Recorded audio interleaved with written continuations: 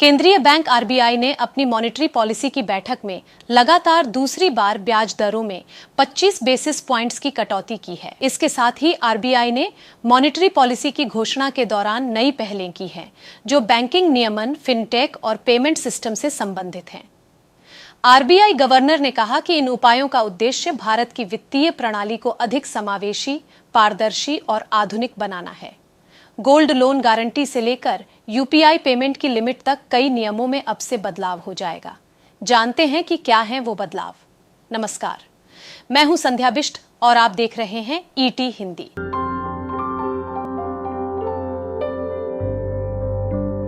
अब तक बैंकों या वित्तीय संस्थाओं के खराब कर्ज, जिन्हें स्ट्रेस्ड एसेट्स कहा जाता है, को निपटाने के लिए मुख्यतः एआरसी यानी एसेट रिकंस्ट्रक्शन कंपनी के रास्ते का उपयोग होता था, जो सार्फीएसी एक्ट 2002 के अंतर्गत कार्य करता है।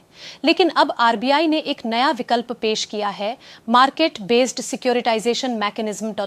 इसका मतलब है कि अब बैंकों के पास यह विकल्प होगा कि वे अपने स्ट्रेस्ड लोन को एक ऐसे ढांचे के तहत निवेशकों को बेच सके जो खुले बाजार में काम करता हो।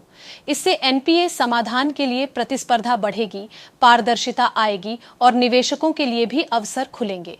इससे बैंक बैलेंस शीट सुधारने में अधिक सक्षम होंगे। वहीं वर्तमान में कोलैंडिंग की सुविधा केवल बैंकों और एनबीएफसीज के बीच उपलब्ध है, और वो भी सिर्फ प्राथमिकता क्षेत्र यानी प्रायोरिटी सेक्टर के आड़ों तक सीमित है, जैसे कृषि, शिक्षा, एमएसएमई आदि। आरबीआई अब इस व्यवस्था का दायरा बढ़ा रहा है। भविष्य में सभी रेगुलेटेड संस्थाएं, चाहे वे बैंक हों, एनबीएफसी, माइक्रो फाइनेंस संस्थाएं या अन्य को लैंडिंग में शामिल हो सकेंगी, और यह सुविधा अब सभी प्रकार के आरणों पर लागू होगी, न सिर्फ प्राथमिकता क्षेत्र बल्कि गैर प्राथमिकता क्षेत्र, नॉन प्रायोरिटी पर भी। इस कदम से क्रेडिट एक्सेस को व्यापक बनाया जा सकेगा, खासकर उन क्षेत्रों में जहां बैंकों की पहुंच कम है और एनबीएफसीज या फिनटेक कंपनियां सक्रिय हैं। वहीं अगला है गोल्ड लोन यानी सोने के आभूषण और गहनों को गिरवी रखकर लिए जाने वाले आरण। भारत में एक बेहद आम और लोकप्रिय कर्ज सुविधा है। अभी तक इस पर विभिन्न संस्थाओं के लिए अलग अलग दिशा निर्देश हैं। आरबीआई अब इस पूरे क्षेत्र को एक सुसंगत और समेकित रेगुलेशन के तहत लाना चाहता है। इसलिए वह गोल्ड लोन से संबंधित प्रूडेंशियल नॉर्म्स, सावधानी से जुड़ी शर्तें और कस्टमर हैंडलिंग के नियम जारी करेगा। इससे बैंकों और एनबीएफसीज द्वारा गोल्ड लोन के संचालन में एक रूपता आएगी, ग्राहकों के हितों की रक्षा होगी और अनावश्यक जोखिम से बचा जा सकेगा।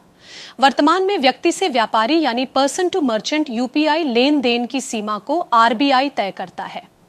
अब आरबीआई ने प्रस्ताव रखा है कि इस लेन देन की सीमा को तय करने की जिम्मेदारी NPCI, national payments corporation of India, को दी जाएगी। एनपीसीआई इस पर बैंकों और अन्य स्टेक होल्डर्स से विचार विमर्श कर फैसला लेगा।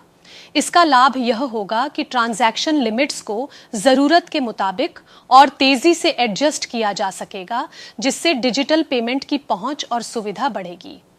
बैंक अक्सर नॉन फंड बेस्ड फैसिलिटी जैसे bank guarantee, letter of credit जैसी सेवाएं देते हैं।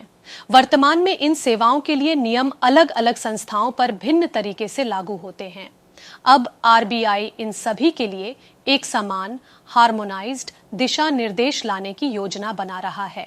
साथ ही पार्शियल क्रेडिट एनहांसमेंट से जुड़े निर्देशों को भी संशोधित किया जाएगा, जिससे इंफ्रास्ट्रक्चर प्रोजेक्ट्स को ज्यादा और सस्ता फंड मिल सके।